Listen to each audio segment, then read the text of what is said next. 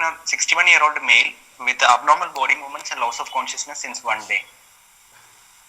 What all things come to your mind now? Can be seizure disorder, sir. Also some because of the age, maybe metabolic seizure, sir, hyponatremia, or maybe hyperglycemia, or like that, sir. Okay. History. On the day of presentation, patient has nausea at around 1 a.m., loud crying sound, stiffening and posting of the body, uprolling of eyes, frothing from the mouth, which lasts for 15 seconds, and followed by a decreased response. So, possibility of seizure remains the same. Patient brought to the ED in unresponsive state around 1:30 a.m. Regained consciousness following resuscitation.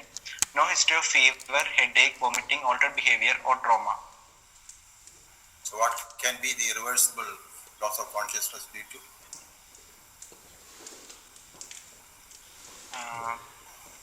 Can be metabolic parameters, or what due to usual story following a seizure?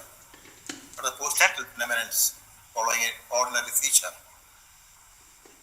Sir, question. What are the usual post-ictal phenomenon you can observe in primary seizure disorders?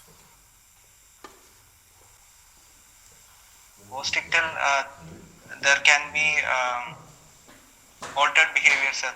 Post-ictal. Yes. There can be psychosis like phenomenon, sir. That's right. There can be post-ictal confusion. That's right. Prolonged sleep, vomiting, body Yes, ache. sir. Yes, sir. So, somebody regaining consciousness without such events, what can be? Do you think it's a primary seizure disorder? No, sir. On examination, patient conscious, alert, oriented, moderately built and nourished, BMI of 22.4, dehydration plus scaly plaques over the shin, chest, behind ears, no pallor, icterus, cyanosis, clubbing, lymphadenopathy or edema, vital signs, pulse 76 per minute, regular, normal volume and character, peripheral pulses present, BP of 150/70 millimeters of mercury, respiratory rate of 16 per minute, temperature 19.6 degree Fahrenheit. What are these plaques? Can be chicken pox. Chicken pox comes as plaques? No, sir, no. Scaly plaques.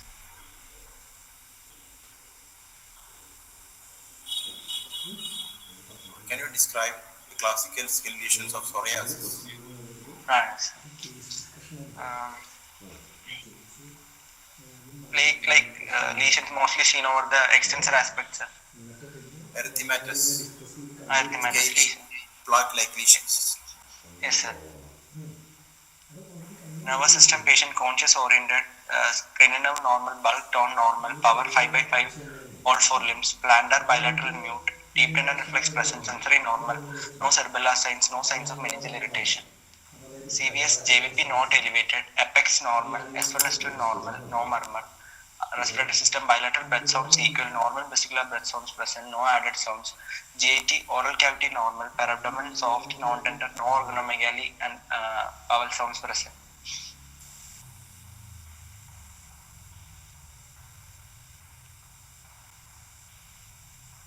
So with this background story in mind, what comes to your mind?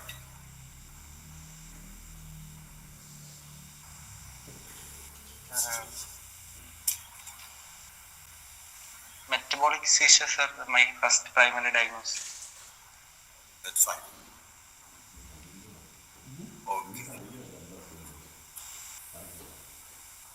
Yes, investigations revealed RBS was 34 milligram per deciliter, sodium 136 millimole per liter, potassium 4.4, calcium 8.2.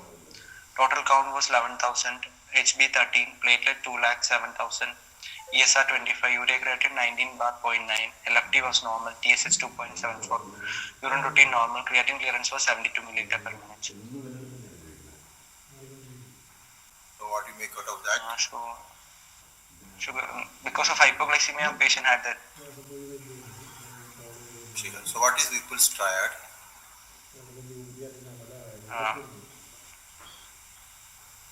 Sir, hypoglycemia.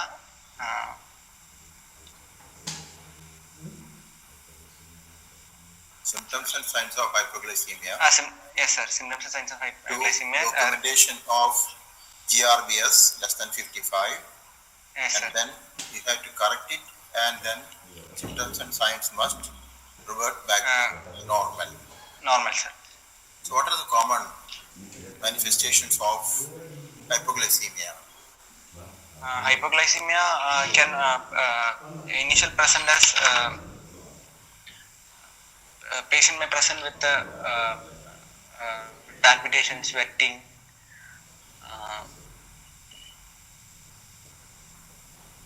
So, the symptoms and signs of hypoglycemia can be divided into two groups: neuroglycopenic, where symptoms and signs occur because of glycopenia of the brain, or it can be sympathoadrenal. Okay, sir. Sympathoadrenal, please tell what are things. You already mentioned few. Yes, sir. Palpitations. Palpitation, tremor, bounding headache, Yes, high BP. So everything as if some adrenaline is pushed into the body. Come Yes, to sir. the neuroglycopenic symptoms. Neuroglycopenic. Basically, you can think A, B, C, D, E, F, G. A, Yes, sir. aggressive, abusive patient. B, Okay, sir. patient with behavioral problems. C, Okay, sir. confused, convulsing, comatose. D, metabolic delirium. Okay, sir. E, something like a metabolic encephalopathy. Yes, sir. F, focal deficits like hemiplegia. G, generalized tonic-clonic seizures. Seizures. So here we are with the patient with hypoglycemia and one manifestation. Okay. Okay, sir. So what treatment can you give?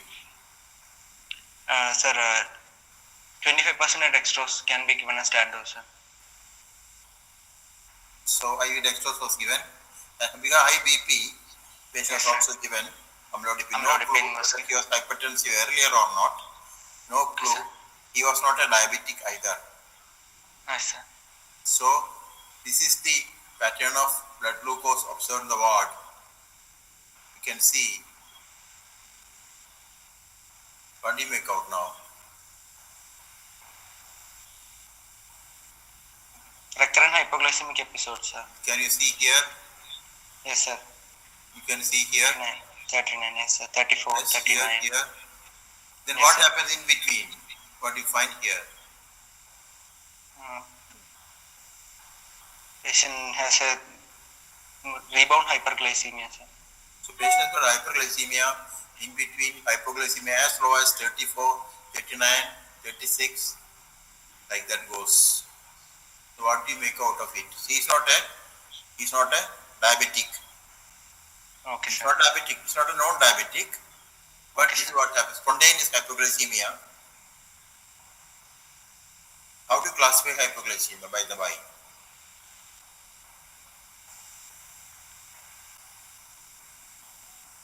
Hypoglycemia Can be with diabetes and classified. without diabetes, sir. With That's diabetes one. and without diabetes. Without diabetes, how do you classify? Sir, You can call it as hypoglycemia in the fasting state or hypoglycemia in the postprandial state. okay, sir. What do you mean by postprandial hypoglycemia?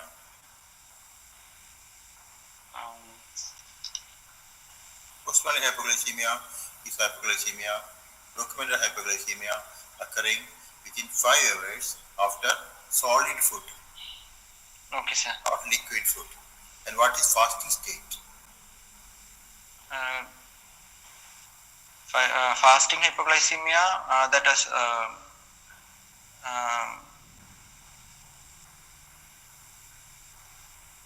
When do you say somebody is fasting? How many hours? not sure, sir. 8 hours. Okay, sir. 8 hours continuous fast is called fasting. Postprandial. Okay. So what are the common causes of postprandial hypoglycemia? Commonly hypoglycemia occur in the fasting state. When do you get hypoglycemia in the postprandial state? Postprandial state, it can be due to and the fructose intolerance and that kind of state, sir. Yes, it can occur in what's called dumping syndrome. Okay, sir. Then, sir. Nesidoblastosis. Yes, sir. Okay. So here we are. So how do you proceed with the causes of hypoglycemia in a non-diabetic, not a diabetic, but the cause of hypoglycemia? Okay, sir. Fasting hypoglycemia can be seen in inborn errors of metabolism, sir. Yes. Glycogenolysis, like that pathway, any glycogen storage disease, if any is being affected at a young age, this is a 61-year-old man. Okay, sir. Common causes. There is a mnemonic for students. Explain is mnemonic. Exercise-induced hypoglycemia. What induced? Exercise-induced hypoglycemia. EX represents exogenous. Okay, sir. Like drugs. And it also represents ethanol. Okay, sir. So EX. P represents hypopituitarism. Okay, sir. L represent liver diseases. Liver is the place where the glucose is produced. Acute fulminant hepatic failure can have hypoglycemia. Okay, sir. A. Adrenal insufficiency. So two hormonal problems are there which can produce hypoglycemia. Then we have I. Infection, sepsis. Classical example, malaria. People in ICU. Then we have N. Indicating neoplasia, maybe insulinoma, maybe non-pancreatic. Different types of tumors. What are the different tumors other than insulinoma, which can produce hypoglycemia? Sir, hepatoma, sir. Very good. Hepatoma. Carcinoid tumors. Carcinoid is good, very good. Mesenchymal diseases like retroperitoneal tumors, sarcomas, CA colon, carcinoid, lymphomas, myelomas. And then we have got what's called non-islet cell tumors, non-beta cell tumors. That's also possible. Okay. And sometimes the tumors in the body from any side can metastasize to the adrenal, to the liver, and it can also produce hypoglycemia that way also. So tumors have different mechanisms of producing. Another mechanism is by producing insulin-like growth factor, and can also produce antibodies can produced by the tumors against insulin or growth factor.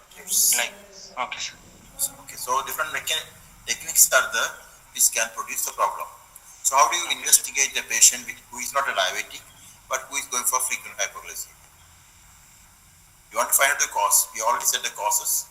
So for explain, you have to take the history of drugs, ethanol, pituitary, you have to clinically examine and find out pituitary disease present or not. Liver function test mandatory. Check whether it's adrenal. Check for infections. And you don't find any of these common things, how do you proceed further? A routine, what all things you do for a hypoglycemia in a patient who is not a diabetic? First of all, whether basic investigations, complete blood count to look for whether the patient is in sepsis or not, sir. Okay, right. Then the history from the patients, sir, whether they are taking any drugs. We got investigations. Okay, history of taking. Yes, sir. History of taking what? Whether any insulin or whether they have an alcohol intake history, and also we have to ask. That's okay. Whether other drugs like beta blockers, sir. Very rare. Then some drugs like quinine, sir. Some can. Quinine. Very good. Quinine can go, sir. then we have to look for any tumors causing. First of all, we have to check whether the insulin is produced inside the body or insulin is coming from outside the body. Okay, sir. So what do you do for that? C-peptide levels, sir. C-peptide level has to be done. Anything else? Insulin levels has to be checked. Okay, sir. Okay. And if it's a fasting hypoglycemia, beta hydroxybutyric acid will be going up. Sir. Which is an indication of absence of insulin. Okay. So hypoglycemia in a non-diabetic, you completed this triad.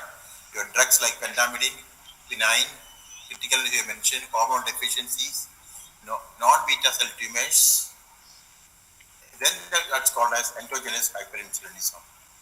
Yes, endogenous hyperinsulinism come up because of primary B cell disorders or antibody to insulin or insulin receptor.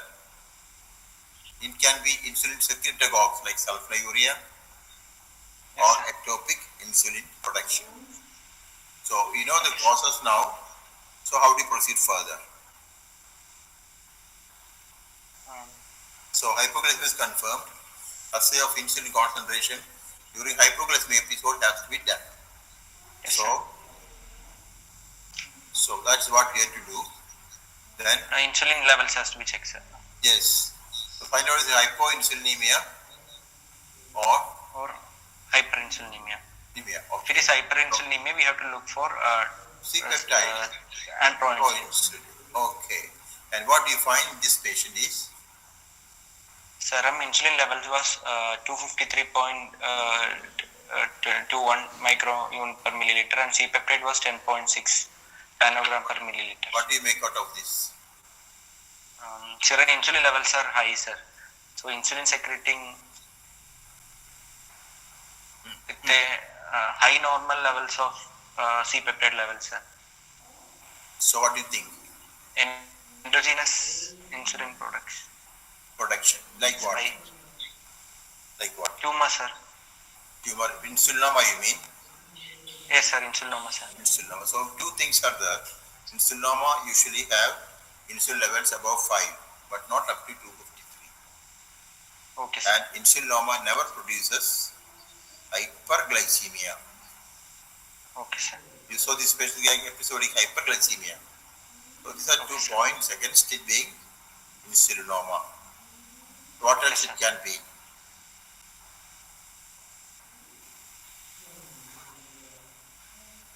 You see, endogenous hyperinsulinism can be antibody to insulin or insulin receptor, sir. That's right. So the possibility comes there. So you proceed further. Hypoglycemia, hyperinsulinemia, insulinoma is ruled out. Basically, the hyperglycemia producing situation. Okay, very high insulin levels. Okay. So the question is whether it can be autoimmune hypoglycemia. So how do you work out suspected autoimmune hyperglycemia? There are 2 types of situation. One is antibodies are produced against insulin. Second is antibodies are produced against insulin receptors. So how do you confirm your impression of autoimmune hypoglycemia?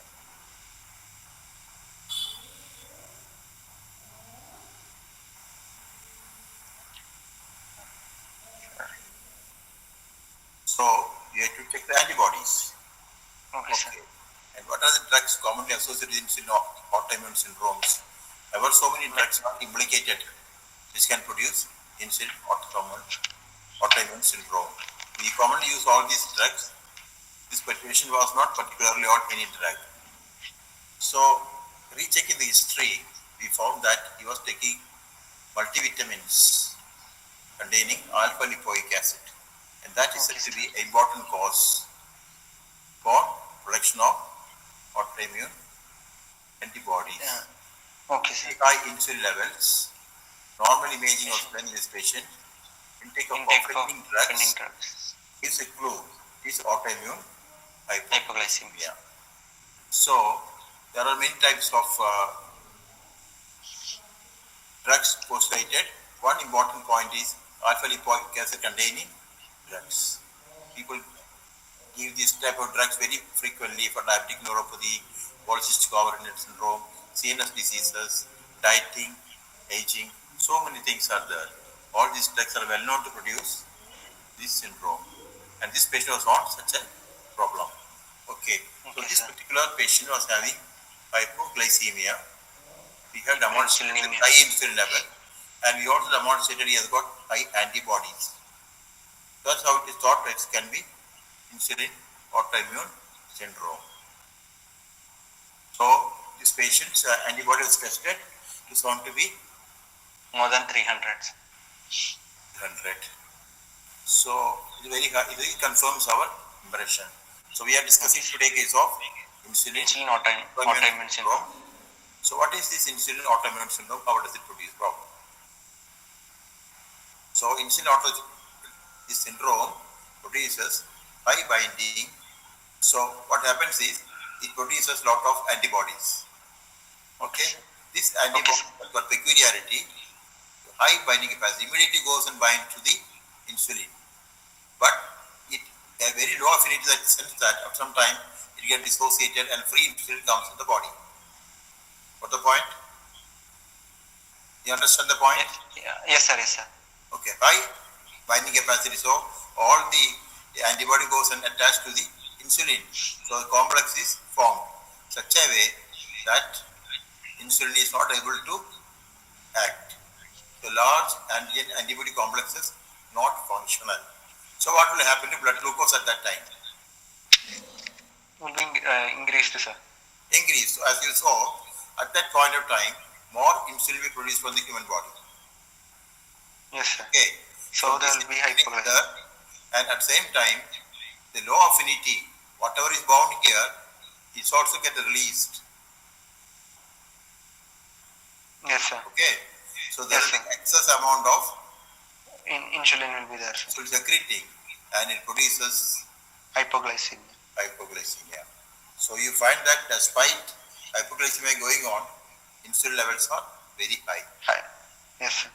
So this particular patient, this is the first picture we had, Yes, and what happened is, once the diagnosis is made, we added steroid at this point. Okay, sir. So you can see, thereafter, it is not going down. It was persistently keeping up. Yes. Okay.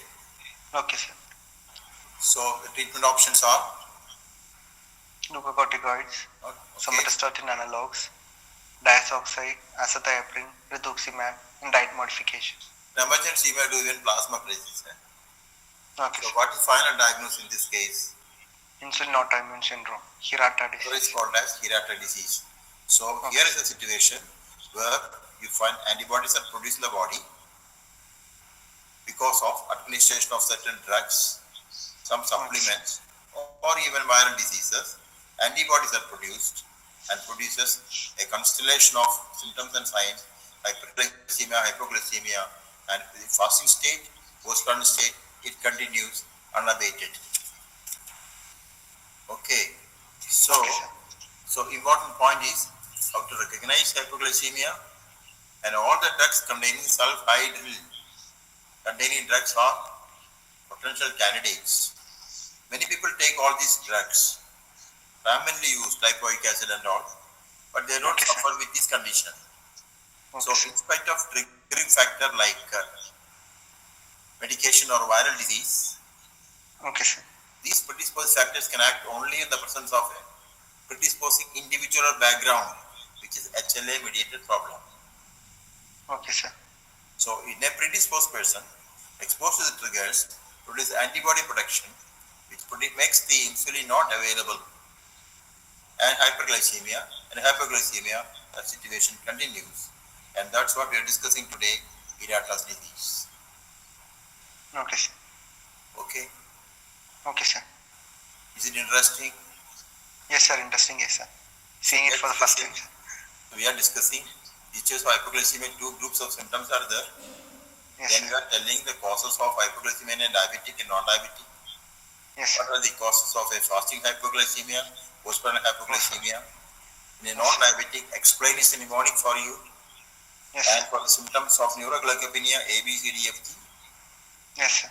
Then here triple steroid has been satisfied. Important Yes, risk sir. states are insulin, proinsulin or C-peptide. Differentiate between exogenous insulin and endogenous. What's Yes, its sir. endogenous insulin? It can be given by sulfonylurea.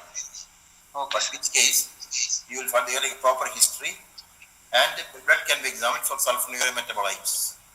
Yes, sir. Not required in this case. Yes, sir. Then you went ahead with looking at why the cause for endogenous causes and you got the clue. It is a case of antibody mediated hypoglycemia, Hirata disease.